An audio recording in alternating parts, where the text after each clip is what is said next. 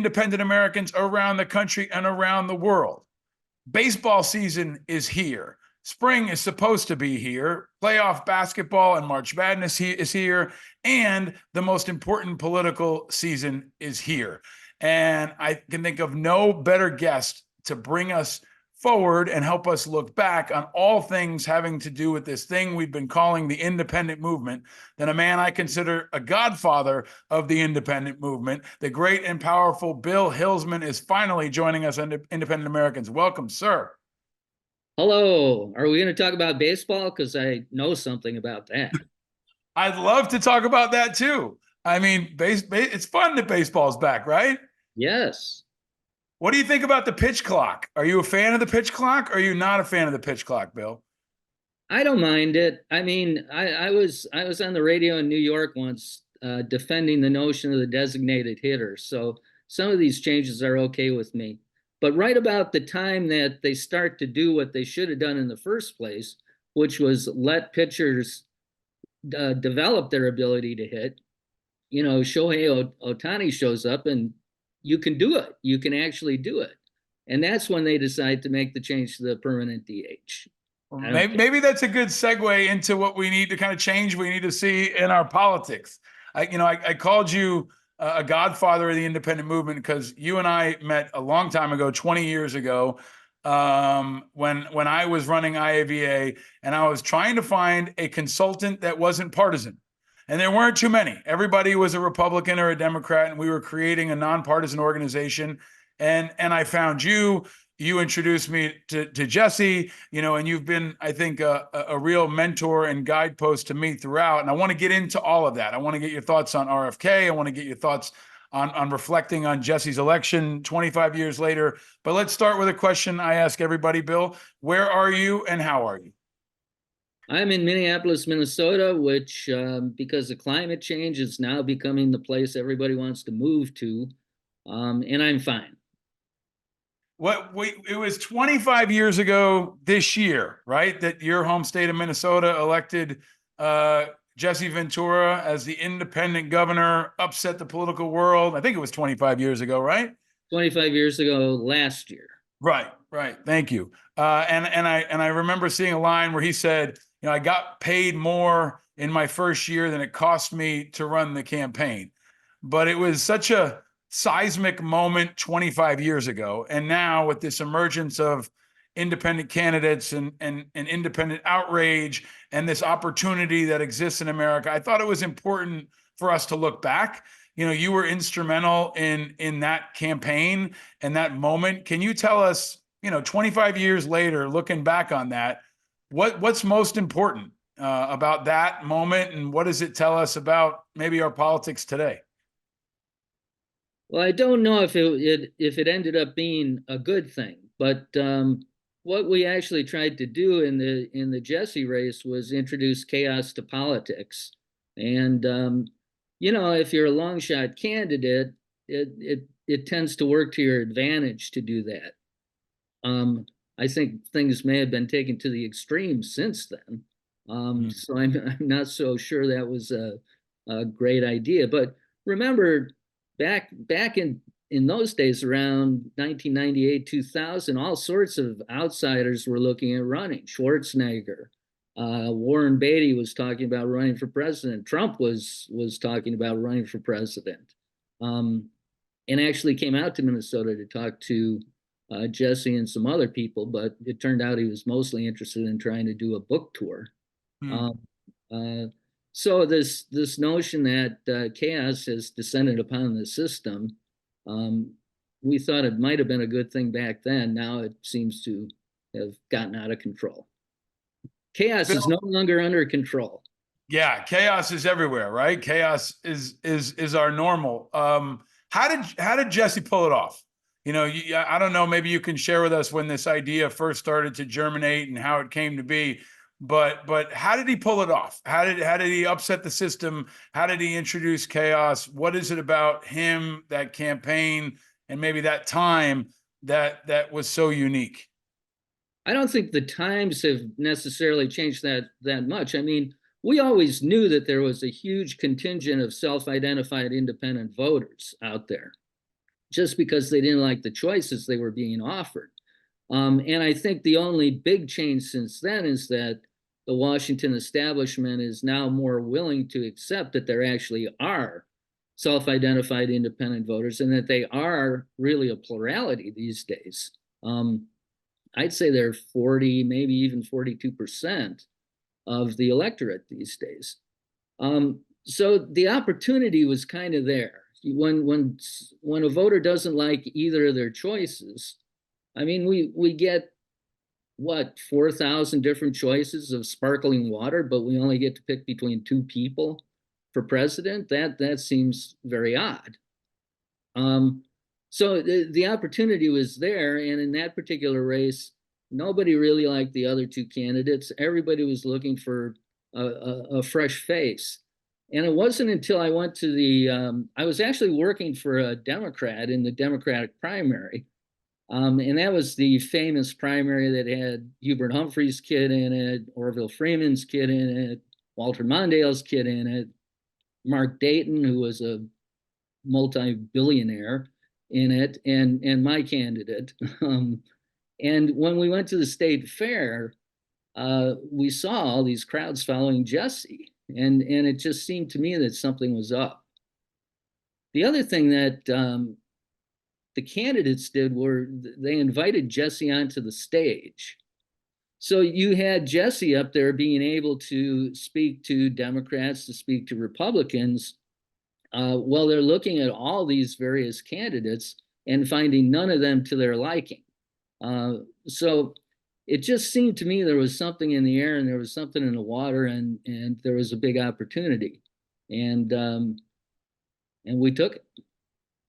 And you had a really dynamic horse to ride, right? Like Jesse, the master of one-liners, Navy SEAL, public profile, comfortable in public, you know, kind of a tough guy image, somebody that had high name recognition. Is there also a bit of a formula there when people are now talking about, you know, a Matthew McConaughey running in Texas, or a Mark Cuban, or even somebody like The Rock? Is there an opportunity, especially among independents? We've also talked about people like Admiral McCraven and Colin Powell that have this kind of like military superhero look, but Jesse was like a real life action hero. Is there a special power in picking a person or having a person like that as the candidate that can allow you to punch above your weight class? Well, I think anybody who's got that interesting a background is immediately somebody that's going to attract attention. And he was a bit larger than life. Well, he was way larger than political life. Let's put it that way. And that made him unique. But the other thing that made him unique was he was on talk radio for a long time. He was on a sports talk show. And one of the very best training grounds, I think, for potential candidates is talk radio, because you have to engage with the public, you have to sharpen your wits and be able to go toe to toe with people on issues and positions and things like that. So he had that advantage working for him too. I think that's really important, Bill. And I think you're right. Having hosted a talk radio show and done this job, I mean, it does prepare you for the unexpected, and teaches you how to kind of grab the mic and push forward your message, and at the same time connect with people. He was magic. I remember he cut a promo for us at IAVA, and he walked in the booth, he hit it in one shot, and he walked out. And I, you know, and the first time I met him, I think you made the introduction. We met at a truck stop in Minnesota, and he pulled up in the parking lot, and I could hear his motorcycle roll in, and he kicked in the door, kind of sat down. I think he probably had a gun in his waistband. I mean, he was Jesse, right? And he could capture the attention. And I feel like there's a moment now where people want to be that, and instead we've got Jill Stein, we've got Cornel West, we've got RFK Jr., and I want to get your thoughts on all of them.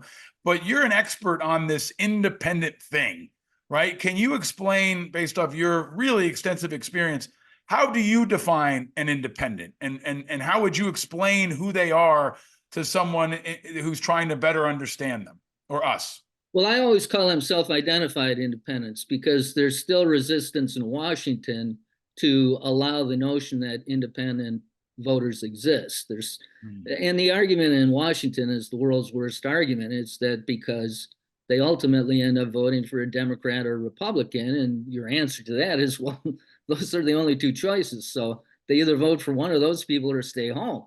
Um, so I think self-identified independent voter is basically somebody who thinks for herself or himself. They aren't going to accept what the parties are telling them. They aren't really going to accept what the candidates are telling them, and they aren't going to accept at face value what the news media is telling them.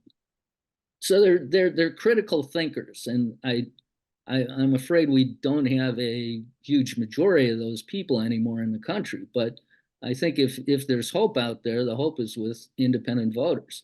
And they are the swing group in every close election. There's just no doubt. Yes, on all of that, right? And what's so important is I think there are some maybe younger people or people who are newer to politics who maybe, don't are hearing this for the first time this round, right? And you've been doing this for decades, and that's why I think it's really important to kind of reintroduce you, especially to the younger generation. When you look at this landscape, independents are also kind of defined by their enemy, right? The Democrats and Republicans define them as spoilers or whack jobs or people who just want to blow everything up, right? But there's always this kind of, I think, American independent spirit that's kind of a fuck you to the establishment, right? And somebody always catches a part of that. And it feels like in this election, by default, it's RFK Jr., right? I mean, he's capturing the Joe Rogan crowd and the Ross Perot crowd and the libertarian crowd. And this always X percentage that just wants none of the above and will take whoever else is up there. But can you evaluate him from your experience as an independent candidate? I've said for me, it's hard, I think, to trust someone who was a Democrat a couple of months ago. I've also got issues with, his conspiracies around 9/11, the anti-vax stuff. I don't think he's a great horse for us to ride, right? I would much rather have someone else, but he's who's out there and who may define us by default. How do you size up RFK Jr. as an independent and as a candidate? Well, one of the biggest obstacles for independence is being able to get on the ballot in all the states, and I don't know where he's at on that particular thing. I mean, he's run out of money, which is why he made the vice presidential selection that he made, and that's not good for anybody. He's running off his name, and his family basically is rejecting him. That should tell you enough right there. And I don't know what the goal is. I don't know that. That's the one thing I don't understand about the Kennedy campaign. I don't know what their actual goal is, because I don't think he can win. I don't think independents should vote for him, but that's everybody's individual decision. It's not for me to tell people who to vote for. Um, but the main thing is I don't really understand why he's running and what the purpose of this run is. Um, if it's just a question of the establishment, well, we've done that for a long, long time. It didn't really seem to make a whole lot of difference, but it's been done, and I just don't think he's not. If you're a critical thinker, I don't think he's the answer. I think that's a really good way of putting it, Bill. I mean, if he wasn't a Kennedy and he didn't have Nicole Shanahan's money, he'd be Dean Phillips, right? He'd be like less than 1% across the country. He'd be pretty much irrelevant. But now he's in a place where he does have those things. He does have a base of support. He's going to get on the ballot in Utah now and maybe a couple other places. And I've said I'm not going to vote for him because he is a spoiler. I'm more interested in independents at governor, at mayor, at Congress, even all the way down to school board. But how much do you think he'll get, knowing your understanding of this? Perot had a record level of just around, was it 22% nationally? How much do you think he can get by being this kind of vessel for picking up all the things by default? And I've said, he might be able to move a couple hundred or thousand people in a swing state that could be the difference. Do you see that also? People who run for president are not shy on ego. Um, Perot wasn't, Bobby Kennedy Jr. isn't, but it's a problem when that becomes the main reason for the campaign. So I think he eventually what you see with a lot of independents is people entertain the notion of the independent. The independent can draw a lot of press. But when push comes to shove, every election is a choice, really, in this country, pretty much between A and B. And I think it's kind of like buying anything else in this country. You narrow your choices down, and it eventually comes down to, do I want this one or this one? And that's what the Biden campaign is resting their hopes on. And it worked last time. I don't know if it'll work this time, but I don't see Kennedy pulling that much. A lot of things are going to happen in the campaign between now and when we actually sit down and vote. So we can't foresee a whole bunch of things that are going to change the dynamics of this race. But I'd be very surprised if Kennedy ends up with 6%, 7%. I don't think he can break double figures. Do you think he takes more from Biden or he takes more from Trump, Bill? I really don't know. I think if I had to just say, and I guess I do because you asked me, I'd say it's fairly equal, because he's got the name, but I don't think that's washing with older Democrats. I mean, if you're an older Democrat, why wouldn't you like Joe Biden? He's an old Democrat. But the conspiracy theories are all basically rooted in things that Trump supporters tend to believe in. So I think if he's going to take, he's going to take from either side. I think my main point is people who are really self-identified independents, they look at that race and they look at it with a critical mind. There's no there. I think that's really important because one of the things that I've been encouraging this movement to do is to look to the people who didn't just get here. I mean, these are people who didn't just become Kansas City Chiefs fans in the last 2 years. I mean, there are people like you. We've had John Updike on. We've had others on that have been in this movement for a long time and have always been independent. So I'm careful about creating a litmus test, but I do think authenticity and experience matter. And you have that. So we've also had Andrew Yang on from Forward. We had Joe Lieberman on, who just passed away, from No Labels. Can you take a shot at both of those things? Forward Party with Andrew Yang, let's start there. Do you think they're going to have the ability or the capacity to really capture a significant number of independents and be a force on this space? No. I mean, when Yang ran, nobody could understand what the Forward Party is. And I mean, I'm in politics and I don't understand what the Forward Party is. So there's a branding issue there that just is a failure at this point. If he does want to attract independent voters around the notion of a candidacy for him or for the Forward Party, they have to do a much better job of distinguishing themselves and delineating what they're all about.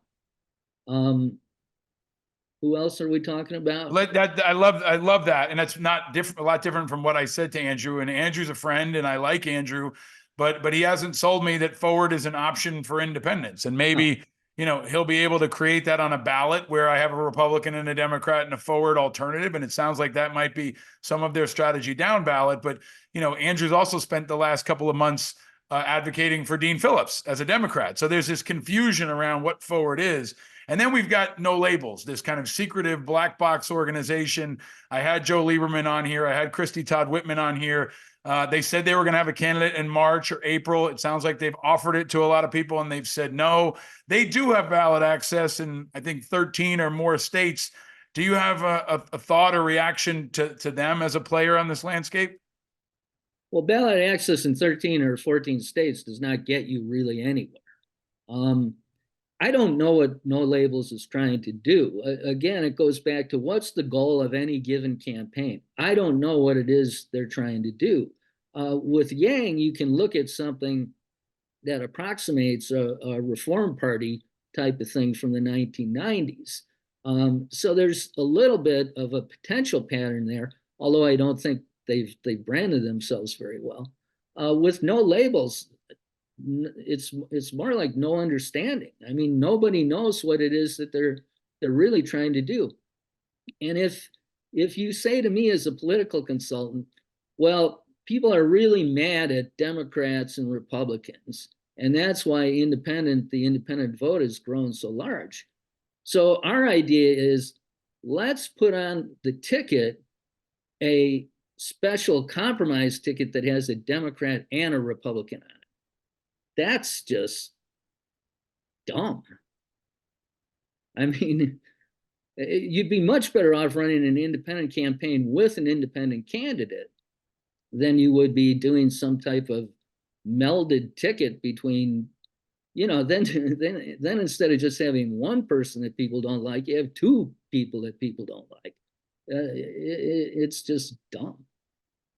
This is why I love talking to you, Bill, and why you need to come on the show more often, because your takes are always a bullseye, and you've been doing it for so long. You know how to communicate to people because it comes from the gut. And I think that's kind of what's often misunderstood is that a lot of this comes from the gut. I had a conversation with somebody yesterday, and they said, well, what makes a real independent? And I said, you kind of know it when you see it. It's like the old Supreme Court definition of pornography, right? Like, one when you see it. Like, if you're a Yankee fan, you know a real Yankee fan. You can tell as soon as they start talking if they're really one of you or if they got a free ticket from their uncle to show up for the game. And I think that we're in a moment like that too, where Democrats and Republicans in particular are fearful of independence, are guarding their base. But we also see young people, we see veterans, we see so many other demographics choosing not to register as a Democrat and Republican. So when you look across the landscape, Bill, we're going to have Yemi Mobilati, the mayor of Colorado Springs, back on here, a guy who is important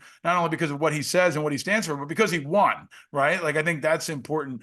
Who do you see as the next generation of independent candidates that will define what an independent is for this new generation? I can't think of anybody off the top of my head, and that's a little bit worrisome, but it's also based in history. I mean, what you constantly get are people that say that they're independents and try to make a reputation as an independent, but then they end up running as a Democrat or a Republican. So the system is basically co-opting them. And their rationale is, well, I just can't get elected as an independent. And, that's their decision to make. But that's really what tends to happen is they become an offshoot of some arm of one of the major parties, and depending on the election, the dynamics of that election, and what type of seat they're trying to win, maybe it works, maybe it doesn't. But you just, there are so many obstacles put in the way intentionally by the two parties for independent candidates that it's very difficult to run as an independent. I think you're a hero if you run for office. I think you're a real hero if you run for office as an independent. The challenges are just incredible, and they're not going to get any better. As Jesse used to say, it's like two street gangs. It's the Crips and the Bloods, and they're trying to defend their turf and their money. I think that's right. And in the meantime, the country's on fire, and we're not seeing people who are pragmatic or who are above the parties. But I want to get to that structural piece too, Bill, because you and I have talked about this, on personal conversations. We've explored it on this show. I've long said I think we need a combination of leaders who can transform this landscape and define what independents are, but we also need some key structural changes. And one of the things that we've explored a lot is open primaries. Yesterday in New York, we had the presidential primary here. I couldn't vote. 3 million New Yorkers couldn't vote for their president because we're independent, yet the election was publicly funded, publicly staffed. They used the school. They kicked my kid out of gym yesterday so they could run a partisan election in his school. How do you rank open primaries as a priority on that structural change that's needed? And are there other things that if you were king for a day, you would change to better empower independents? Well, I think open primaries are good in theory. They don't always work that well in practice. And again, state laws vary from state to state, and the two established parties are great at putting obstacles in front of people. But I know a lot of independents that they figure out which party primary they want to vote in. They'll switch their party registration to that. They'll vote in the thing and then switch back before the general election. There's nothing wrong with doing that. I don't think you should allow the system to keep you from voting for a candidate that you want to vote for. It's just, it's a little harder for independents. It's takes more work.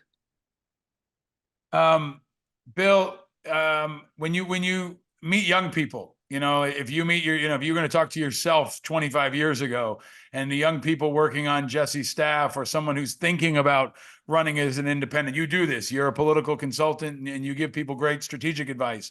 If someone's thinking about running as an independent or jumping in as an independent, what counsel would you give them? Well, the problem in most cases is money. Now, there is a way to do this from the ground up. The biggest problem an independent movement has is recognizing other independents and bringing them together. Because, again, by definition, if you're an independent, you don't really want to belong to an organization or a party or a club. But there's 42% of the electorate out there that feel alike about these things, and that are looking for better answers and that are looking for better candidates. I think the key to unlock this is some sort of gathering place, or I hesitate to call it a political party because I don't think it needs to be one. But some way where these people can get together. I'd like it to be something where the information is from an independent standpoint. It's basically reading between the lines of what the news media is reporting, what the candidates are saying, et cetera, et cetera. It's sort of a referee, somebody who's playing it down the middle and will give people the actual factual information, assuming that they're interested in factual information, and most independents are. And then people can make informed choices on the basis of that. People are doing that. People are absolutely doing that independently. The question is, can you put together some type of organizing group or principle that can let these people meet each other and exchange ideas and act in that way? But if you said to me, who's out there right now that could run and do this, I don't know. We can talk about The Rock. I think The Rock could get elected president. But there's that's almost Jesse on steroids, and that might be just a little too much for people. Or it might be Jesse 2.0, right? Like, I think I can't imagine how many people dismissed Jesse the Body Ventura 25 years ago. And now, I think a couple of years ago, people were dismissing The Rock. Now, maybe they're less dismissive of The Rock, when they see him actually announcing it, like hypothetically, then they're going to be even less dismissive of him. I think that the prototype of him is a force to be reckoned with. And even the Republicans, I think, have been smart about this, maybe more so than the Democrats, when they run somebody like a Tommy Tuberville, right, who's a very popular coach in a home state. Now the Democrats are running Colin Affrey. They're like, okay, let's find a former football player who everybody knows. Let's run him in Texas. He kind of doesn't sound like a Democrat. I think they're taking smaller shots at this, but I really do feel like we're one big move away from that next generation of Jesse that can kind of bust it open and encourage other people to follow their lead.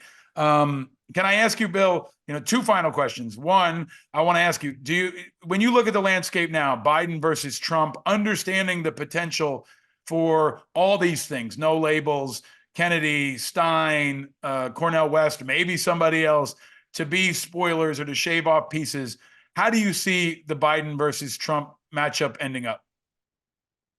Well, I don't know. I don't think anybody knows, and I think it's a little bit just crazy to even try to speculate on it.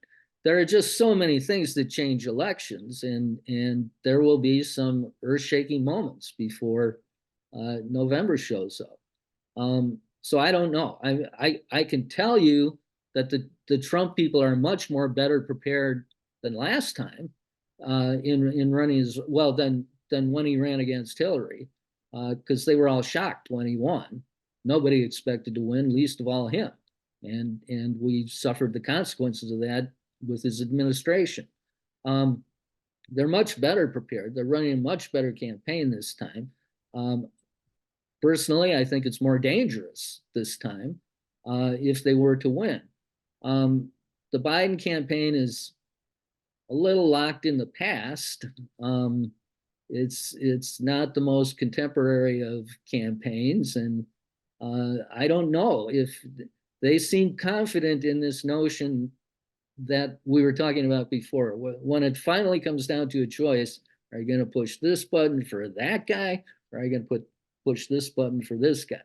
And they were right the last time. I mean, Donald Trump's out there saying he had to have won because he got more votes than anybody in the history of the presidency. Well, Joe Biden got more votes than that. So I don't know. Maybe we're all fools to be this worried, and the Biden campaign knows exactly what they're doing. But I think there's a lot of room for improvement there, especially among independent voters, progressives. There's all sorts of areas where Biden could do a lot better. They would be smart to pull you in and put you in the war room and get your counsel on all these things, Bill. If you can, I'd love for you to stick around for a couple of extra bonus questions for our Patreon members. I'm going to give Bill the car question and a couple other ones, folks, that we haven't had in a while. Bill is going to stick around. But a final question, we need a little levity here. And this is a question I've been waiting to ask you. Now, we've talked about Democrats and Republicans, an old question from this show that divided all Americans, but you had to choose one. There was no third party option. Bill Hillsman, if you had to choose one, would it be pancakes or waffles? Pancakes, if they're from my favorite pancake house. Where is that, Bill? I got to hear. Where is that? Well, there's a couple of them. One's in the Chicago suburbs, and one's in the Minneapolis suburbs. But there's some variation on the name Original Pancake House. And why pancakes over waffles, Bill? Well, the only place I know where people go and get a lot of waffles is Waffle House. And if you've ever been to a Waffle House as opposed to the Original Pancake House, you know why you'd pick pancakes. There you go. You know it when you see it. Bill, I'm so grateful for your time, for your mentorship, for your support for me, and especially in those early days when no one would take my phone call. And you've always been there for me and for the veterans movement and for so many other people and good causes. It's been a real honor to have you on the show finally, and I hope you'll come back again soon, my friend. I will, and thanks to all the veterans. They deserve good things to happen. Thank you, sir. We appreciate you. Stay vigilant, sir, and enjoy the pancakes out there.